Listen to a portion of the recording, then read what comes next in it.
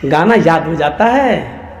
और कौन कौन से गाने चलते हैं, बेहुदा भोजपुरी गाने, ये सब याद हो जाते हैं आपको, हैं? इतने लंबे लंबे गाने याद हो जाते हैं। तेरी आंखें झुकी झुकी, हैं?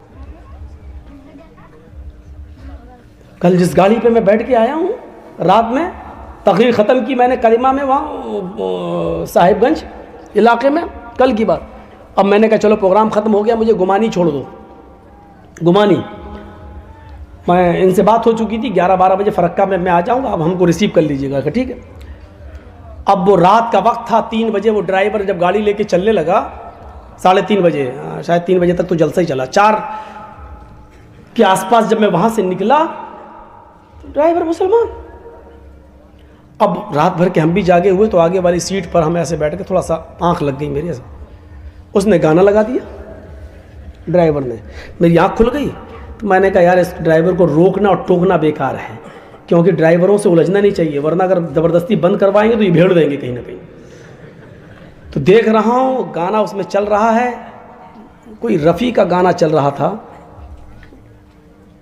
बहुत पुराना। अब ये उसमें गाना सुनता जा रहा और ऐसे करता रहा, गाड़ी चला रहा है। मैंने ऐसे देखा और वो भी उसके मुंह पे वो भी गुनगुनाता जा रहा है, यानी पूरा गाना उसको याद है, पूरा गाना। उसके बाद जब गाड़ी मेरी रुक गई, मैं गुमानी पहुंच गया, तो मैंने उससे पूछा, शुक्रिया आपका, आपने मुझे छोड़ा। मैंने कहा आपको कुछ मुसलमान है क्या? हाँ हाँ साहब माशाल्लाह मुसलमान। हमने कहा बड़ी खुशी हुई आपको ये जान कर के आप मुसलमान हैं। अच्छा कलमा याद है ना आपको? है मौलाना साहब, कलमा याद नहीं होगा? ला इलाहा इल्लल्लाह मुहम्मदुर रसूलुल्लाह, माशाल्लाह। सूरह फातिहा याद है ना? नमाज, हाँ सूरह फातिहा याद है, अल्हम्दुलिल्लाह रब्बिल आलमीन रहमान रहीम मालिक, पूरी सूरत सुना दी। हमने कहा अच्छा सूरतें कितनी याद है? कहता मौलवी साहब वो तो 2 ही याद है बस। कौन कौन सी? का इन्ना आतैना कल कौसर और कुल हुवल्लाहु अहद अल्लाहु समद लम यलिद वलम यूलद वलम यकुल लहू कुफुवन अहद। हमने कहा अच्छा और कोई एक सूरत? का नहीं है। आयतल कुर्सी? अरे मौलाना साहब आयतल कुर्सी तो 5-6 सूरतों के बराबर है, वो तो याद ही नहीं है। ये हमारा हाल है। चलो उसने कम से कम लाज रख ली कि सूरह फातिहा याद रही, उसको कलमा सुना दिया ला इलाहा इल्लल्लाह मुहम्मद रसूलुल्लाह, वरना एक बार तो हम फंस गए थे बाराबंकी इलाके में, भीख मांगता हुआ आ गया मेरे पास, अल्लाह के नाम पे दे दो, अल्लाहू उल्लू उल्लू। मैंने कहा भाई क्या मुसीबत है? जोहर का वक्त था। मैंने कहा अच्छा इधर आ, क्या चाहिए? अल्लाह। हमने कहा नमाज नहीं पढ़ते हो तुम? अरे मौलाना साहब उस मस्जिद से मैं निकला हूँ अभी नमाज पढ़कर। हमने कहा हो सकता है भाई हम लोग जल्दी पढ़ लेते हैं, ये देर से पढ़ के निकला होगा ये। तो हमने कहा भाई नमाज पढ़ के निकले होगा? हमने कहा चेहरे पे मिट्टी लगी है, बालों में गंदगी भरी पड़ी है, कपड़े। अरे वज़ू बनाया कि नहीं बनाया? नमाज के लिए वज़ू शर्त है, तुमने वज़ू बनाया कि नहीं बनाया? कहता है मौलाना साहब मैंने वज़ू मंगल को बनाया था, और जिस दिन उसने ये बात हमें बताई वो इतवार का दिन था, संडे था, संडे इतवार का दिन। मैंने कहा कब बनाया था? बोला मैंने वज़ू मंगल को बनाया था। मैंने कहा मंगल बुध जुमेरात जुमा शनिचर इतवार। हमने कहा 6 दिन पहले? कहता हाँ। हमने कहा उससे अभी तक वज़ू ही नहीं बनाया? कहता ना नहाया ना वज़ू बनाया। हमने कहा क्यों? बोला हम बुजुर्ग हैं ना, बुजुर्ग सूफी हैं हम बुजुर्ग हैं, हमारा वज़ू 40 दिन चलता है। तो हमने कहा अच्छा ये बताओ कि मंगल को वज़ू बनाया और अभी तक चल रहा है, इतने दिनों में तुमने लैट्रीन की कि नहीं की? तो उल्टा हमको डांट रहा है। कहता तुमको किसने मौलाना बना दिया? हमने कहा क्यों क्या हुआ? कहा ये बताओ लैट्रीन लगेगी तो लैट्रीन करेगा नहीं कोई आदमी? तो हमने कहा वही पूछ रहा हूं की क्या नहीं की? अरे रोज करता हूं मैं। हमने कहा पेशाब है? पेशाब तो दिन भर में 3-4-5 बार करता हूं। हमने कहा सोते हो कि नहीं सोते हो? कहा नींद आएगी तो सोएंगे नहीं। हमने कहा अच्छा ये बताओ कि कभी कभी पेट में गुड़गुड़ की आवाज़ होती कि नहीं होती, हवा खारिज होती कि नहीं होती? कहता अरे मौलवी साहब तुम कैसी बातें कर रहे हो, ये बताओ कि ये तो नेचुरल चीज़ है यार, ये तो फितरत है, ये तो हवा जब पास होगी तो होगी। हमने कहा हुई कि नहीं हुई? कहाँ हुई? हमने कहा हवा भी तेरी पास हुई, पेशाब भी तू कर रहा है, लैट्रीन भी तूने की, सोया भी तू, सारे काम तू कर रहा है और अभी तक तेरा वुजू टिका हुआ। भाई ये वुजू है या लोहे का लट्ठा जो टूटता ही नहीं, क्या है ये? कहता आप हमारी इंसल्ट कर रहे हो। मैंने कहा उतारो जूता, अभी बताऊंगा इंसल्ट क्या होती है। भाग, कमीना कहेगा। फिर उसी के आदमी आ गए, कहने लगा मौलाना ये पागल है दिमाग से, हम लोगों में भी ऐसा नहीं है। अरे पेशाब पैखाना करने से अच्छे अच्छों के वुजू टूट जाते हैं, ये क्या है, ये बेचता क्या है? ऐसे लोग भी मिले हैं जिनको कुछ याद नहीं था। एक आदमी के रिक्शे पे सवार हो गए, उससे पूछा साहब, हमने कहा चलो मस्जिद में अजान का टाइम हो गया, नमाज पढ़ लेते हैं, आप भी आइए।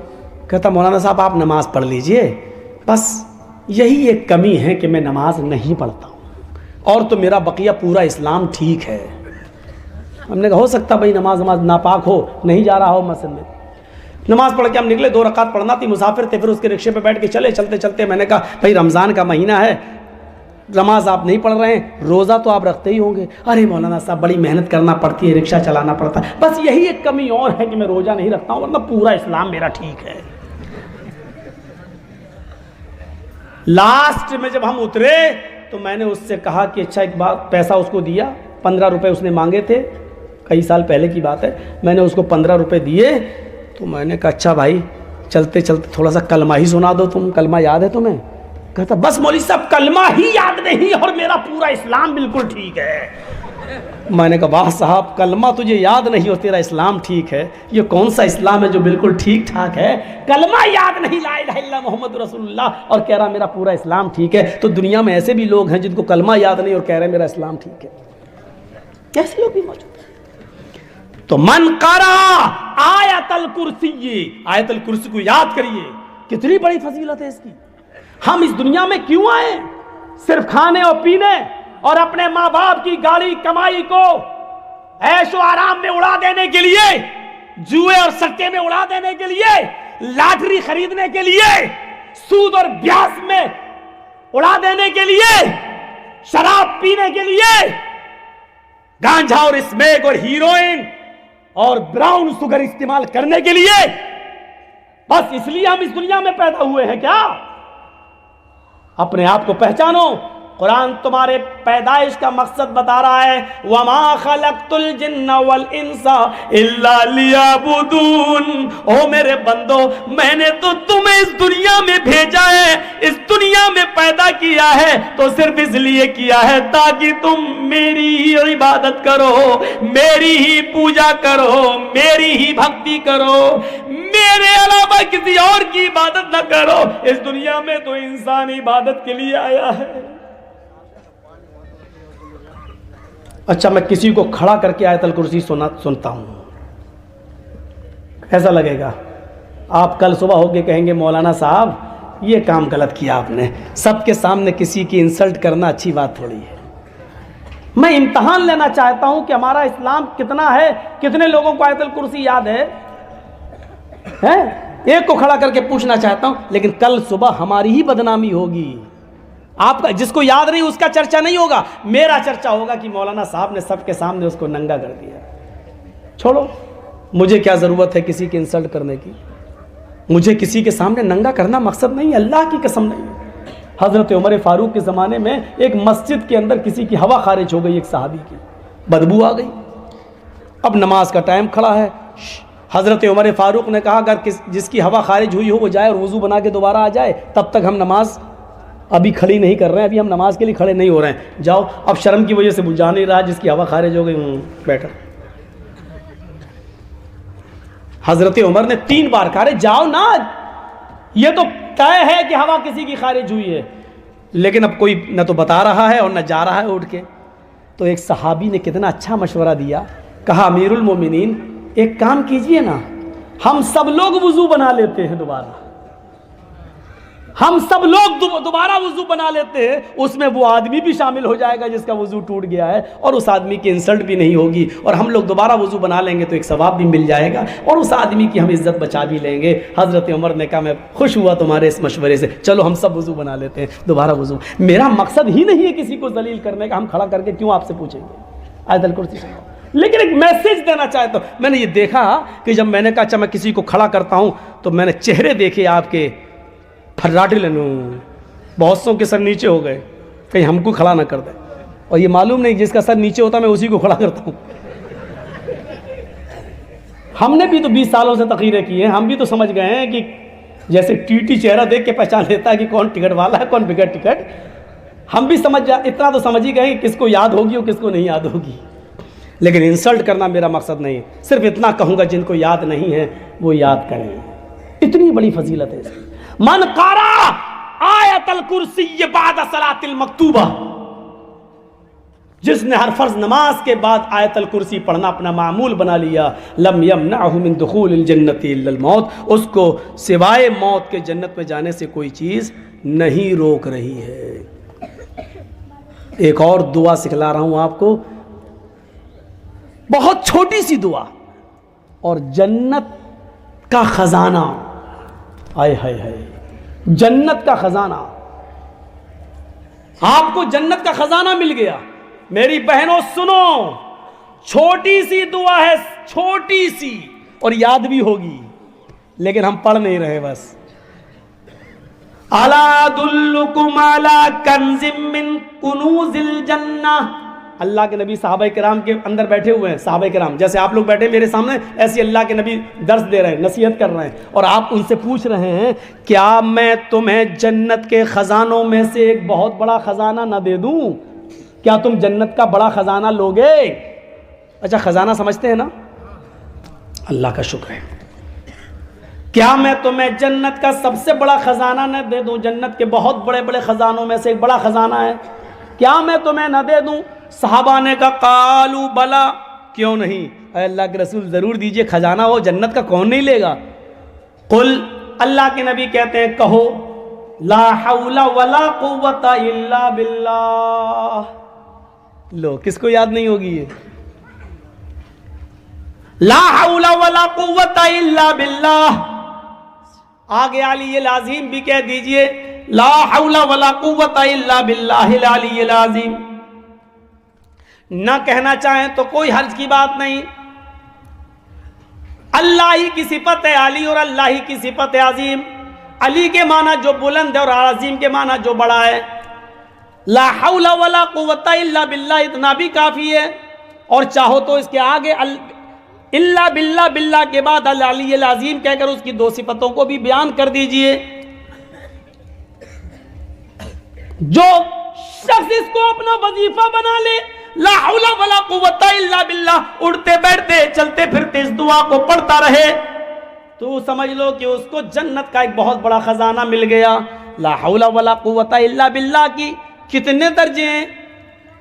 हम सिर्फ एक हल्का दर्जा बतला रहे हैं। अल्लाह के नबी सल्लल्लाहु अलैहि वसल्लम ने फरमाया सबसे हल्का मकाम इसका ये है, सबसे हल्का फायदा ये है कि आपको जो टेंशन है, जो गम है, जो आपकी दिमाग में उलझने हैं, आपका दिमाग माइंडली डिस्टर्ब है, दुनिया की तमाम बातें आप सोचते रहते हैं, ला हौला वला कुव्वता इल्ला बिल्लाह आपके दिमाग की उलझनों को, टेंशनों को ख़त्म कर देता है। ये दिमागी उलझनों से आपको नजात दिलाता है। मैं समझता हूँ इससे बड़ी कोई बीमारी नहीं है। यही तो बीमारी हमें लगी है। मेरी 4 बेटियां हैं, चारों जवान हो चुकी हैं, इनकी शादी कराना है, घर में कुछ है नहीं, मैं क्या करूँ? हमें यही तो टेंशन है कि मेरा बेटा इंटर पास कर चुका है, बायो सब्जेक्ट है, साइंस उसने लिया है, अब इसका MBBS में एडमिशन नहीं हो रहा है, अब क्या करें? हम 50-60 लाख रुपए कहां से लेके आए? इसको पढ़ने के बाद क्या करेगा? इसको नौकरी मिली या नहीं? यही तो टेंशन है हमें। ला हौला वला कुव्वता इल्ला बिल्लाह, ये इन टेंशनों को खत्म करने की दुआ है। ये सबसे हल्की बीमारी है जिसको ये दूर करती है। 98 बीमारियां इससे भी बड़ी बड़ी हैं जिससे ला हौला वला कुव्वता इल्ला बिल्लाह पढ़ने से दूर होती हैं। ला हौला वला कुव्वता इल्ला बिल्लाह 99 बीमारियों का इलाज है, और सबसे हल्की बीमारी है कि गम और फिक्र दूर होते हैं। यानी इससे बड़ी बड़ी और बीमारियां जो इससे दूर होती हैं। अब थोड़ा सा नंबर आ गया है हमारी माँ बहनों का, इनको भी तो जन्नत में, इनके लिए स्पेशल एक हुक्म है। ये सारे काम करने पर उनको भी जन्नत मिलेगी, लेकिन एक हुक्म उनके लिए अलग है। क्या है वो सुन लीजिए। अलमरातु इज़ा सल्लत खम्सहा व सामत शहरहा व अतात बालहा व अहसनत फरजहा। तरतीब थोड़ी सी उलट गई, अहसनत फरजहा पहले है, व अतात बालहा बाद में है। चलो अब सही कर देते हैं। अलमरातु इज़ा सल्लत खम्सहा व सामत शहरहा व अहसनत फरजहा व अतात बालहा फलतदखुल मिन अय्यि अब्वाबिल जन्नति शाअत।